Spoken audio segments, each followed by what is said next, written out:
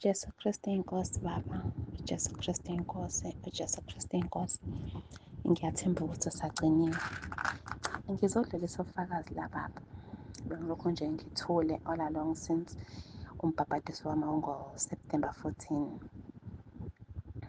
Ngifuna ukuthola ubufakazi lapho ukuthi before ngibhabhadise benginengane yami endala engakiyithathile ngayifaka ey'koleni lezi zasedolobheni. Okay, since-ke bengasasebenzi engasenawo amandla ukuthi ngikhokhele khona. So ngase ngisuggest ukuthi ngizoyikhipha ihambe iyofunda endaweni yasemakhaya la engizokhokha khona i-school fees. But nje after umbhabhadiso wami ngathola i-call esuka khona esikoleni ukuthi kumele ngizolanda ifomu lika-exemption. Obese kuyiminyaka ewu-2-ke ngilizama khona esikoleni, belokhu bethi abanalo. But nje since umbhabhadiso wami izinto zavuleka. And okunye ngikubonga kakhulu baba, kade ngihambile, I think it's been 1 week ngisekhaya, ngithi emakhaya. So bekune-issue-ke la yokuthi mina ey'nganeni zikababa ezingilamayo cause mina ngimdala bese ngazwani nje ekhaya and angazi ukuthi yini besibanga like besingakhulumisani, even sihlangana endleleni akekho like bebingelele omunye as-siblings kuxoxwe nje. But bade ngisekhaya nje ngiyile ekhaya bangamukela kahle, yonke into ya-right, saba osisi saba ngobhuti kwabanye. Like nje ngiyambonga uNkulunkulu, ngiyambonga ngiphezu ukuthi nje isikhathi eside kangaka cause I think it's been 12 years mina ngingayi ekhaya ngezathu-ke lezo sokuthi angazi ukuthi yini ebangwayo. But nje ngiyabonga umbhabhadiso ukuthi nje kunezinto like ey'vulekayo esengikwaziyo nezinye ukufinyelela kuzo obekunzima ukuthi ngikwazi ukuzenza mina ngokwami ukuqonda. And ngiyambonga uNkulunkulu ukuthi nje ube nami kukho konke. UJesu Kristu inkosi. uJesu Kristu inkosi baba. Apostoli, ngiyabingelela egameni lenkosi yami uJesu Kristu. Ngibingelela nasibingelelo sithi uJesu Kristu uyinkosi. Ngibingelela ubaba umpostoli, ngibingelela umama umpostoli. Ngibingelela abazalwane bonke basentabeni yendlu kaJehova kuyabonelelwa. Ngibingelela abazalwane basekhaya lizwi. Igama lenkosi yethu uJesu Kristu waseNazaretha. Baba ngithanda ngidlulise ubufakazi banamhlanje nje ngoLwesithathu mhla ka-29 ekuseni ngingakavuki nje embhedeni wami. Livele lithi izwi umkhuleko wokunqoba. Bese ngivele ngiyawuvula kwiseli yami ngize ngiwuphinde kathathu. Kanti bengizophuma vele kunomhlangano bengizophuma ngikuwona. Ngathi uma ngiphuma cha ngihambe kahle drive ngifike emhlanganweni. Kodwa uma ngifika emhlanganweni ngigule ngendlela nami engayazi. Ngisindwe nje lapha emntanyeni, ngisindwe ikhanda lingabe lisangazi ukuthi kufanele ngenze kanjani. Ngivele ngilokhu ngithe nje uJesu Kristu inkosi. uJesu ngisho ngenhliziyo ngoba phela ngisengisemhlanganweni. uJesu Kristu inkosi.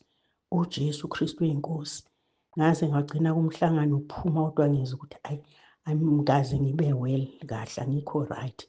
Hhayi ngiphume ngize ekhaya. Uma ngifika ekhaya, hhayi ngifike sengiba right, ngibe right. Manje ngidlulisa nje ukumbonga ubaba uNkulunkulu ngenkonzo yomkhuleko wokunqoba. Ngoba uMoya oNgcwele ungitshele ekuseni uthi umkhuleko wokunqoba. Ngawufunda futhi ngize ngawusho, ngaze ngawusho kathathu. Manje ngibonga ukunqotshelwa ngoba bekufanele ngiwe ngendlela kade sengiswetha ngayo, ngijuluka laphayana ebengikhona. Ngikhathala, ngizwa umzimba uthi uyakhathala. Manje ngibonga uNkulunkulu, uMoya oNgcwele ogijime phambili wazonginqanda. uJesu Kristu inkosi. uJesu Kristu inkosi. uJesu Kristu inkosi baba, ngiyabonga. Amen. Kristu inkosi. Ngiyambonga uNkulunkulu bazalwane ongisizile, owavulela umnyango ngokunikela kweshumi entabeni yendlu kaJehova kuyabonelela. Kuvuleke umnyango okade uvalekile, ebanginikelela abazalwane ngakho konke engikudingayo. Bazalwane okugcina ukuthi ubaba uthena kakhuleka kule VN egcinile lapho, wathi ngikhulekela bonke abaguli abanamahlala khona. Kulo mzuzu lo buhlungu bungibambile. ngambheka nje uNkulunkulu kwangathi uyabuthatha ubuhlungu. Manje ngibonga uNkulunkulu ophila kuBaba uNsibande. Impela uNkulunkulu akalishiye izulu, kodwa kuba khona ophawuli balesi sikhathi. Ngambheka nje uNkulunkulu ngithi uNkulunkulu makaqhubeke uBaba uNsibande amgibele. Bavela babamunyuka ubuhlungu kade bungiphethe. uJesu Kristu inkosi, uJesu Kristu inkosi. Ngiyabonga.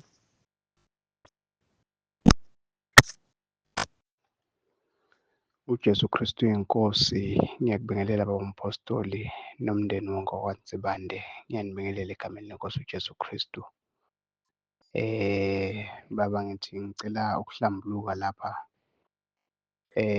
Ngomhla ka-9 Juni ngadelitha laphayana enambeni yokufaka abantu.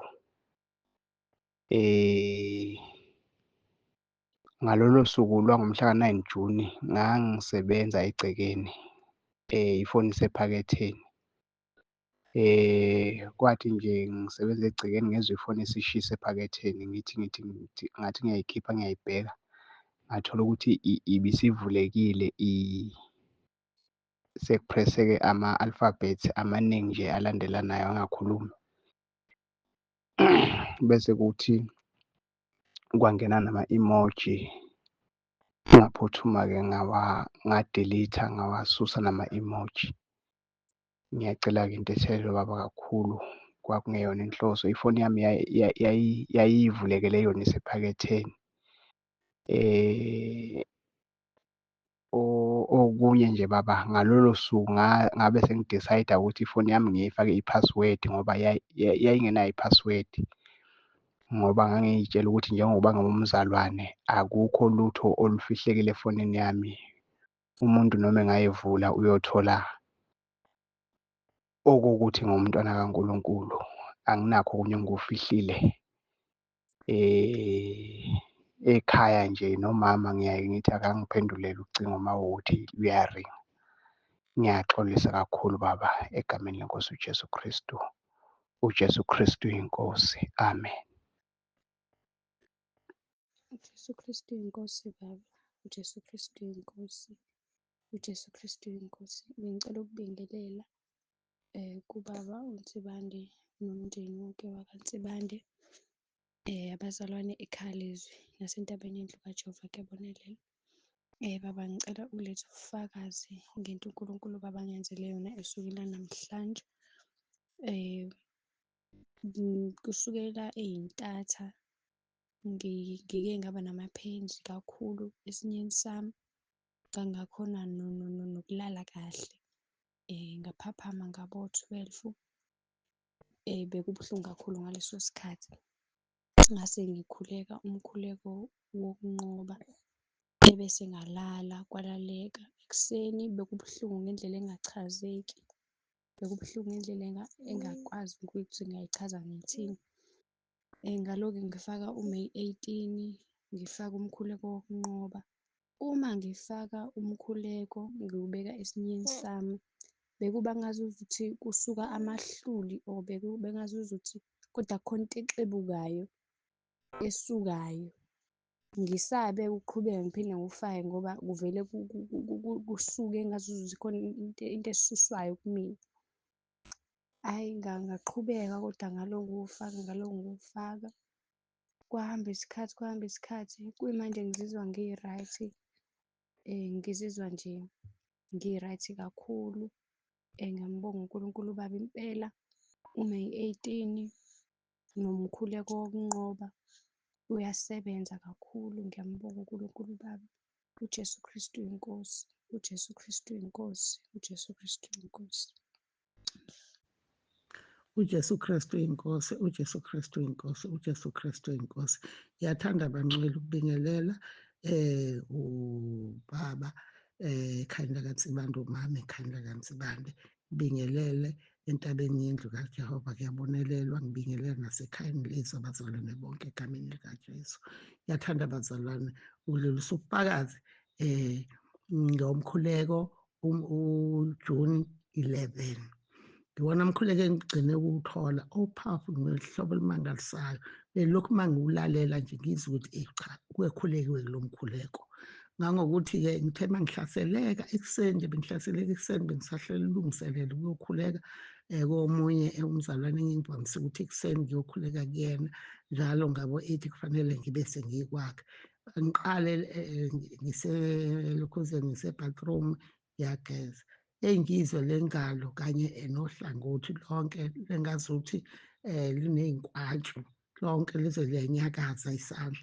Ebese ngicabanga ukuthi hawu, kusho ukuthi kufuna ukuzenzani, kufuna ukuzenza i-stroke, kufuna ukuzenzani. Ngoba ngikhathazekile nje ayikho nento engikhathazekile, why ngingakuqondi kahle bese ngithi kulungile ade ngigeze mase ngiqedile ngibede ngithathe lokhuzana ngigqoke ngiqede. Washaya ethi ngisesekhaya kanti kufanele phela ngabe ngingena ngawo. Sengiyilethi ngifuna ukuwuqala lo mkhuleko ukuthi angiqale phansi ngiguqe ngikhuleke bese ngithi ngeke ngisakwazi ukuguqa ngilethi vele angibede ngiphume. Ngavele ngaphuma-ke ngase ngiwubhula wona ngawusho ngihamba nje ngathi inkosi izongixolela ngeke ngisaguqa ngoba sengi-late sengibhithwe isikhathi. Ngempela ngawusho ngithe sengizofika khona waphela. Ngase ngithi ngiyakholwa Jesu sengisindile ngoba uthi ubaba kholwa ukuthi ususindile futhi u-powerful futhi ungazi ukuthi uma ulalela uyimikhuleko emithathu umunye udivayidekwe kathathu. Unamandla ngohlobo olumangalisayo. Ngisho ulalela wathi ulalela bese ubhala ngoRomans 10. Ngathi lo mkhuleko unamandla ngani uqalile ngawo uRomans wazophinde wagcina ngawo. Bazalwane, kubo bonke abaye bacela umkhuleko iqiniso lithi unamandla. Ayikho into futhi asuke engakukhulekela udlulele emkhuleko. Unamandla lo mkhuleko. So-ke bazalwane, ungiphilisile akunalutho njengamanje nje ngiqala ukukhuluma ngiwona ngey'ntambama sengiphinde futhi ngawubuka ngawulalela ngathi angisenalutho. Asimkholweni uNkulunkulu. Ukukholwa kwethu okuzosindisa. uJesu usho njalo ukuthi ukukholwa kwakho kukusindisile. Bazalwane, asikholweni singaceli umkhuleko sinayo. uJesu Kristu uyinkosi. uJesu Kristu uyinkosi. Baba, ngiyakubingelela baba ekuseni. Baba, ngithi angidlulise inamba ubufakazi ngegama kaJesu Kristu uyinkosi. Baba, bengilele iphupho baba bengibhekene nalo zelabuya kabili. Baba, besikhuleka sehle entabeni sixubene sibaningi nabazalwane. Lapho singesofika siphakathi nentaba sesiwubona umfula esesokwehlela kuwo uwele. Kwaqhamuka amanzi baba angingazi ngawachaza ngithini ngendlela ebeyiwona. Umfula wethu umkhulu baba, umkhulu. Baba, ngalokhu ngimemezile waqhamuka ngemuva engikhumbulayo baba igama engishilo. Ngithe uJesu Kristu uyinkosi. Ngathula ngathi baba, ngiyacela Nkosi ungibhekele abantwana bami Nkosi. Ngalimemeza baba igama, ngalimemeza baba igama. Amanzi athe baba eseqayela kwabanye sefikile lapha emva kwethu siphakathi nentaba. Naka amanye baba ekhuphuka uNkulunkulu egcwele umfula. Ngalimemeza Nkosi ngathi uJesu Kristu uyinkosi, uJesu Kristu uyinkosi, uJesu Kristu uyinkosi. Baba, ligama sibaningi sabazalwane lokhu ngilimemeze ngedwa, lokhu ngilimemeze ngedwa, lokhu ngithe uJesu Kristu uyinkosi, uJesu Kristu uyinkosi. Baba, seyabuya kabili lapho leli phupho ngilimemeza ngithi uJesu Kristu uyinkosi. Ehle baba amanzi, ehle baba amanzi, ehle baba amanzi. Baba, indlela indawo besihamba kiyo angazi baba ngayichaza kanjani, nendlela ebesihamba kizo baba besiwela kizo ebesihamba kizo entabeni. Lokhu ngimemezile ngithi uJesu Kristu uyinkosi, uJesu Kristu uyinkosi. Baba, sehle entabeni enehlathi baba-ke sibambelele ngenswazi baba entabeni. Kodwa baba, lokhu ngimemezile ngithi uJesu Kristu uyinkosi. Ubambelele baba, ngibambelele etsheni baba engibona ukuthi lizoginqika nami, kodwa ngithi uJesu Kristu uyinkosi. Baba, laphinda labuya saphinda saqhubeka sakhuleka aphinda baba aqhamuka lamanzi. Lokhu ngithe uJesu Kristu uyinkosi, uJesu Kristu uyinkosi, uJesu Kristu uyinkosi. Ephinde baba enciphe lamanzi baba. Ngiyabonga baba, ngiyamdumisa uNkulunkulu baba into ebengibhekene nayo baba. Ngithi uJesu Kristu uyinkosi. Amen.